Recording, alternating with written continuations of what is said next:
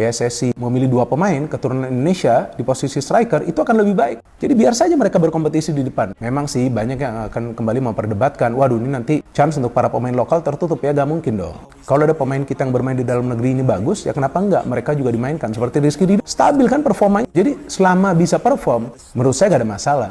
Tapi lain hal yang perlu kita pahami adalah suplai bola itu ke depan. Jadi jangan selalu kita salahkan striker. Memang finishing menjadi masalah, tapi suplai bola jika teman-teman perhatikan tidak selalu juga diberikan kepada striker, tapi diberikan dulu kepada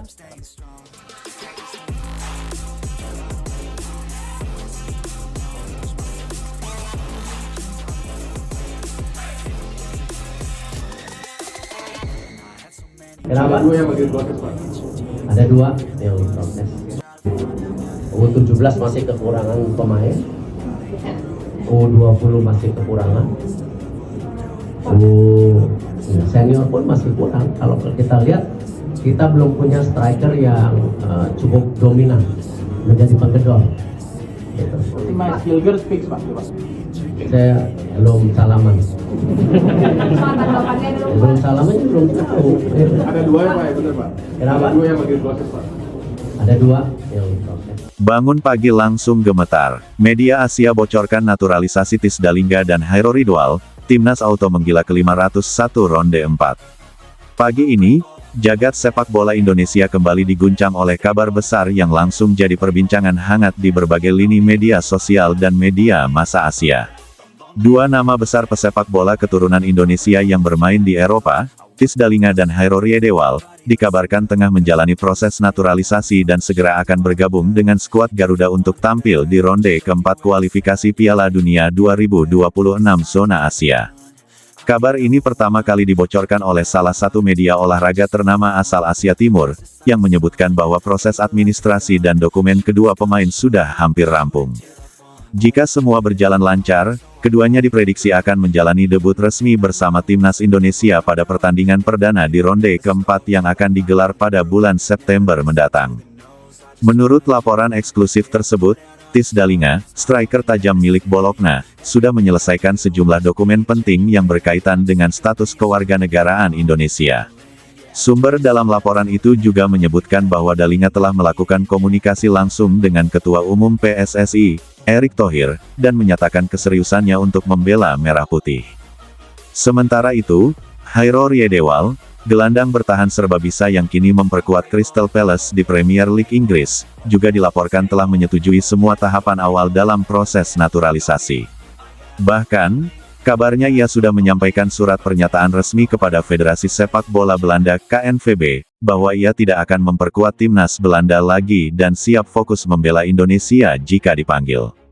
Kedatangan Tisdalingga dan Hairul Ridwal tentu saja menjadi suntikan kekuatan luar biasa bagi timnas Indonesia.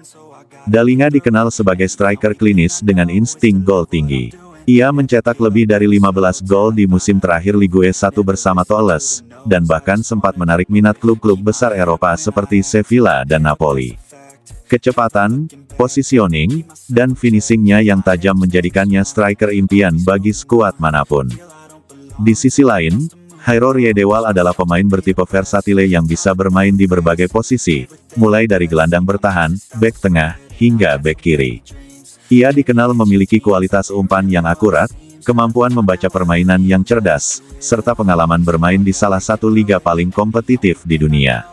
Pengalamannya akan sangat berharga untuk memperkuat lini tengah timnas Indonesia yang selama ini menjadi sorotan. Begitu kabar ini mencuat ke permukaan, jagat media sosial langsung dipenuhi oleh reaksi dari para netizen Indonesia. Tagar-tagar Dalingga for Garuda dan tagar Ridwal masuk langsung trending di X, Twitter, sejak pagi. Mayoritas warganet menyambut kabar ini dengan antusias tinggi, dan menyebut bahwa kehadiran 2 pemain ini bisa membuat timnas Indonesia benar-benar menggila di fase kualifikasi berikutnya. Beberapa komentar menyebut bahwa langkah Erick Thohir mendatangkan pemain keturunan ini adalah langkah cerdas dan strategis. Bukan hanya karena mereka memiliki darah Indonesia, tetapi juga karena mereka benar-benar berada di level kompetisi tertinggi Eropa. Ini menunjukkan bahwa proses naturalisasi yang dilakukan PSSI bukan lagi sekadar asal ambil pemain luar negeri, tetapi benar-benar selektif dan mengincar pemain berlabel Grade A. Kabar ini semakin memperkuat keyakinan publik bahwa Erick Thohir tengah menjalankan strategi besar demi membawa Indonesia lolos ke Piala Dunia 2026.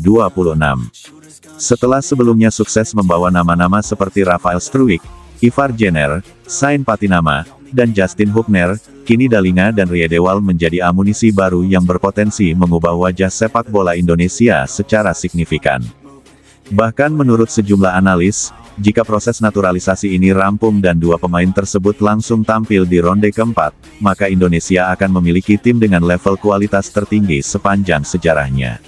Komposisi skuad akan makin lengkap, dari lini belakang yang solid, lini tengah yang tangguh, hingga lini depan yang mematikan. Timnas Indonesia memang tak bisa santai menghadapi ronde keempat. Di fase ini, Garuda kemungkinan besar akan menghadapi tim-tim raksasa Asia seperti Jepang, Korea Selatan, Iran, atau Arab Saudi.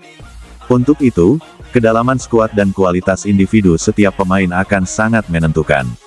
Tanpa pemain-pemain top yang berpengalaman di Eropa, akan sulit bersaing di level ini. Namun dengan tambahan pemain seperti Dalinga dan Riedewald, serta potensi bergabungnya nama-nama lain seperti Madsen, Sjelstra, dan bahkan Gyökeres, peluang Indonesia untuk tampil kompetitif di grup neraka tersebut kini terbuka lebar. Timnas tak lagi hanya menjadi tim kuda hitam, tapi bisa tampil sebagai penantang serius yang ditakuti. Jalan panjang masih menanti. Meski kabar ini membuncahkan harapan, publik tentu harus bersabar. Proses naturalisasi bukanlah hal instan. Pemeriksaan dokumen, verifikasi data silsilah, hingga persetujuan tingkat kementerian dan DPR masih harus dilalui. Namun, melihat rekam jejak PSSI di bawah kepemimpinan Erick Thohir, proses ini kemungkinan besar bisa rampung dalam waktu singkat, sebagaimana yang terjadi pada Justin Hubner dan Ragnar Oratmangun beberapa waktu lalu.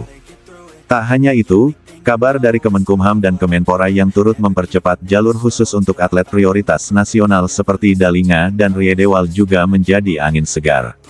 Dengan dukungan dari seluruh lapisan, target menyelesaikan proses naturalisasi sebelum pertandingan pertama ronde keempat bukanlah mimpi belaka. Kabar naturalisasi Tis Dalinga dan Hairo Riedewald bukan sekadar tentang dua pemain bola. Ini adalah simbol dari sebuah kebangkitan besar. Indonesia kini tengah menuju era baru dalam sepak bola nasional, era yang ditandai dengan keberanian untuk bersaing di level tertinggi, bukan hanya menjadi peserta. Jika semuanya berjalan sesuai rencana, maka bukan mustahil Indonesia akan mencetak sejarah dengan tampil untuk pertama kalinya di putaran final Piala Dunia. Mimpi yang selama ini hanya terdengar sebagai wacana, kini mulai terasa nyata.